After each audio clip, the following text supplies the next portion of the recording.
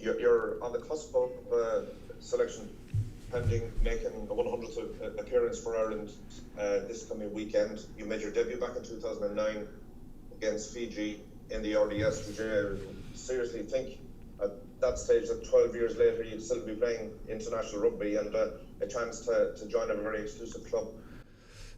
No, and I mean that honestly. You know, when you do get your first cap as late as I did, I know it's not like really old, but you know, compared to some other lads that get capped at 20, 21, you know, I had to work a long time to get that one cap, and I was unbelievably happy to get the one, and that was up there with the most special ones. You know what I mean?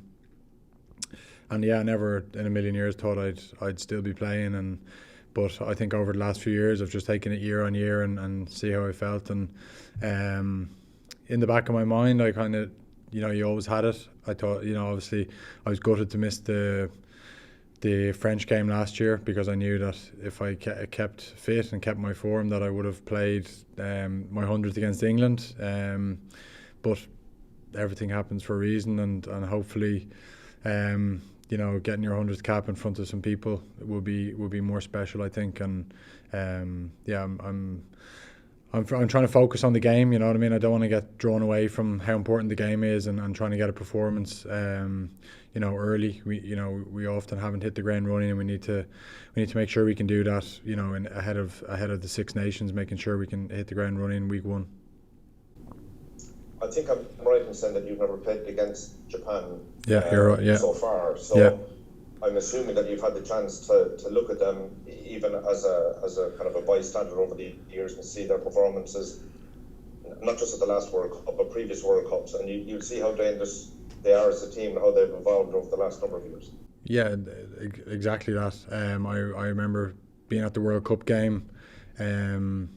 I remember watching them. I was on the pitch, you know, watching our lads warm up, and I was drawn into watching the Japanese team warm up, and how good they were. You know what I mean? How good their skills were. How they were, you know, even in the warm up, just going at such tempo, and everything was running smooth, and it was very impressive. And then obviously in the game and through all that World Cup, they were outstanding. You know, I know it was a big tournament for them in front of their home supporters, and then in the summer, you know, having the summer off, I brought Luca, my son, to the Japanese game in the Aviva, and same again, you know, played some outstanding rugby, and they are a team to be reckoned with, and we obviously learned a hard lesson at the World Cup, and they're a team that can just unbelievably well coached. That's what I see when I look at them. You know, you can tell how well drilled they are, and obviously their coaches come with big reputations from what they did with the Highlanders and winning, you know, super title, and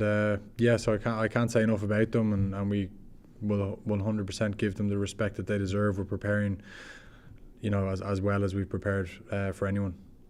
Just wondering, it's obviously a childhood dream to play for your country, and now on the verge of 100 caps later, has it ever turned into a job or a slug for you, or has it always been as fun as it was maybe when you were starting off?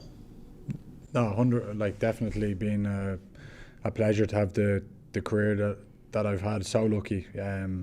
You know, I've got a brother that had a bad injury before his rugby career even started. He's coaching now in Connacht, and so I'm reminded every day that, you know, coming up as younger players, he was probably the one that, if you put a gun to my dad's head, he probably would have said that Mark was going to make it. So, you know, I know every day how lucky I am. I know it's never felt like a job. It's there's been like I said before, there's been downs, and there's been times where you go, is it really worth it? But, you know, then you quickly get yourself back up off the floor and go again. And no, it's been a pleasure. I wouldn't change any of it. Is there any particular advice you think that someone of your experience now, a 36-year-old, would tell a 24-year-old before you had a cap? What would you say to your younger self?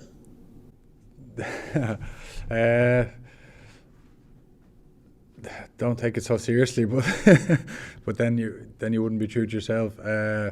No, look, I think if you're at that age and you have the vision to sort of view it as a journey, you'll realise there's ups and downs, and there's, I suppose, at the time when you're actually in that moment, it feels like it's the end. Like, you know what I mean? It feels like you're you can't come back from this, or you can't come back from that bad game. But it is part of your journey, and it leads you on to something bigger and better. When you do bounce back from it, because you always learn more through the bad times. And that would be what I try and say to my younger self. I'd probably tell my younger self that he'd probably tell me to piss off anyway. So.